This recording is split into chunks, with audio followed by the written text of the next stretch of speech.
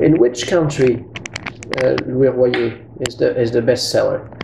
Who likes it most? We're at the moment we're doing very well in China. We're in the top 5 cognac brands. All right. Yes. But is it because China is drinking a lot of cognac altogether, or because you've been there for a while? We've been there for a while. Also because China is a huge market for cognac. There's a history with cognac and China. We've been there for a couple of years, and also the Russian market is a pretty good market for us as well.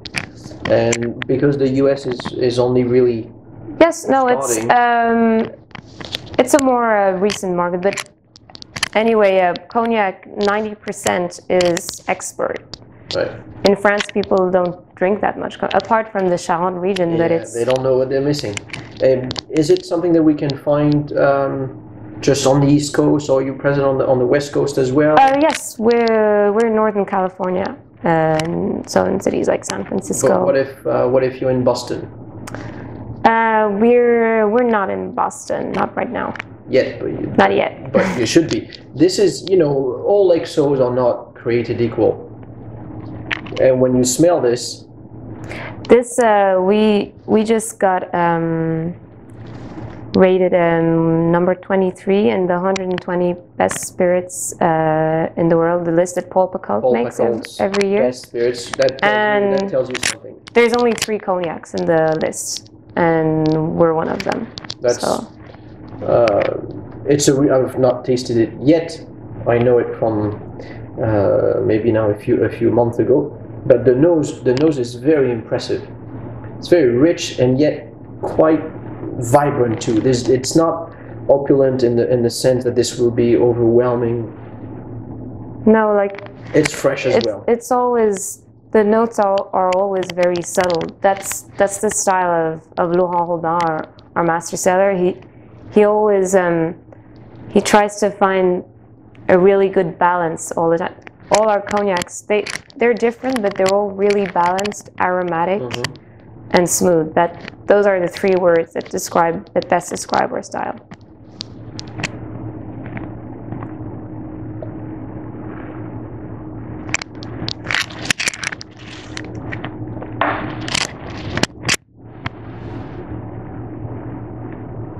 And it has a very long-lasting finish. Yeah.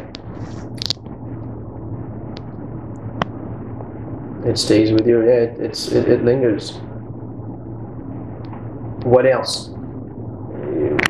You have these 3 here, but what about some other Louis Royer cognacs that we can find maybe on duty-free markets or on other markets? Yes, we have. If you like it, maybe you want some vintages. Maybe you want some special editions. What can we find for our viewers who are also travelers? Well, you can find, we have the Extra, which is 100% Grand Champagne. Also a beautiful square bottle. That one you can find on the duty-free market, and it's amazing. It's really silky, maybe on a more feminine side than the XO. Kind of, it has notes of candied fruit in it. It's a really, really good cognac.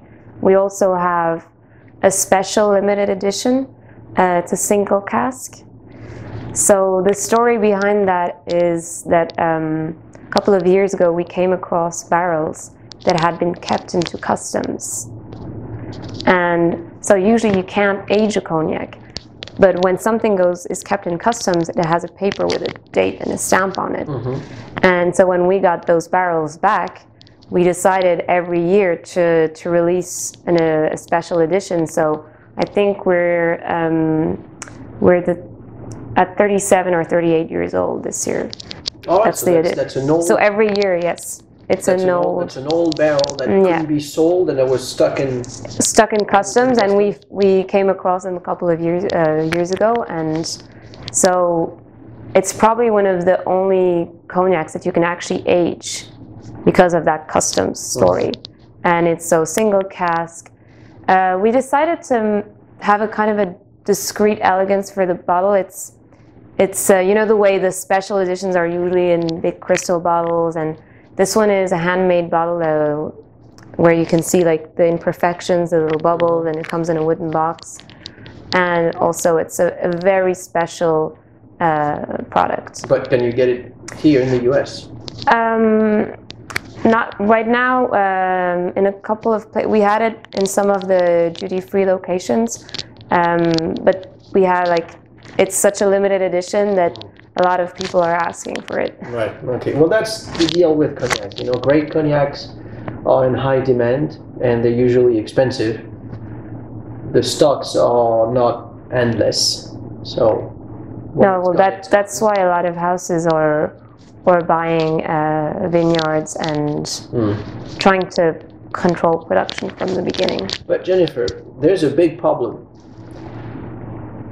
China and other countries in Asia are drinking so much cognac that there's not enough. that we're wondering, will you have enough stocks for the US market, which is a traditional market, and people have been drinking cognac here in the US for the longest time, but we're afraid that everybody would just grab it over there in Asia when you need it here as well. Well, we really engage. We've been in with travel retail for years, and we decided we're faithful with every country and every market that we've ever worked with. So even though there's a high demand in China right now, for the moment we still have stock. Okay, right. Good. No, it's good to know. It's good to know. What about vintages? Are not really something that you find a lot of in cognac, but you find some here and there. Is it something that Louis Royer Cognac presents in the range? Can we find vintages or no? Well, that limited edition that I was talking to you about, yeah. Right. But no, then we have a couple of special editions, and yeah, basically we just know to look for that. Now, you like these glasses as well? Yes. Why do you like those? Because, well, a lot of people, there's kind of that common idea of cognac in the big, huge snifters. And that's, you don't appreciate the aromas as well as in, you see the tulip glass, the way that it comes back out like this. It's better to appreciate all the aromas. And that these glasses are the glasses that the master cellarer uses when he's doing his blend. So cognac is better enjoyed in that type of glass rather than in the snifters, which are nice for show, but for tasting, they're not the best. And certainly when you have that big snifter in your hand, don't you get the idea of bringing a flame underneath and warm it up for some reason? Bringing a flame under your cognac may be something of the past, but make sure it's in the past. But this one is more for cocktail enjoyment. Yes, well, you can enjoy it straight or on ice, but it actually is a perfect fit for cocktails, because for cocktails it's better to have a high proof spirit, because there's so many flavors that come. Like you have juices, you have bitters, spices. And sometimes it's the base spirit. It can be overwhelming. Right, you need a high proof spirit to hold the drink together and to have all the flavors. So, and actually right now, so cocktails are huge in the US and in New York especially, and the classics are making a comeback. So for instance, the Sidecar, which is a classic, the fact that it has all those citrus aromas and the high proof, it's really great with a Sidecar. I also personally love the Arnaud's French 75, which is cognac, lemon juice, simple syrup topped with champagne and a lemon peel. And people now make it with gin, but the original recipe was with cognac.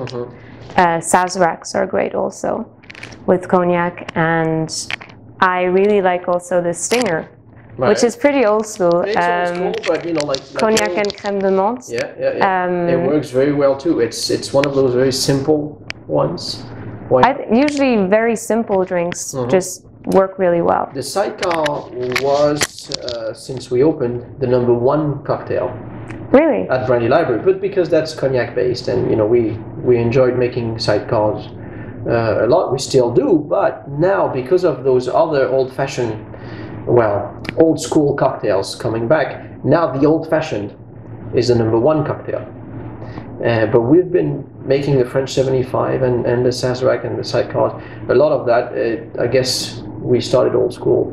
We're still old school, but it's good to see cognac coming back in the cocktail, because cognac should not be that drink, should not be that spirit considered as being snobby or for the very few. Cognac is very approachable, and because it is delicate, because it is gentle, it's approachable.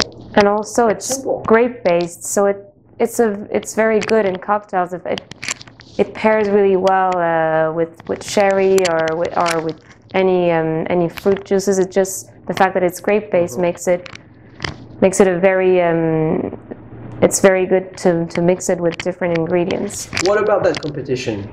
Yes, so our PR agency, Hannah, last year hosted a competition, so it was called Show Me the Proof. And so it was the first ever high proof cocktail competition. And so it was a huge success last year. We got over 100 recipes submitted. And so we're doing it again this year.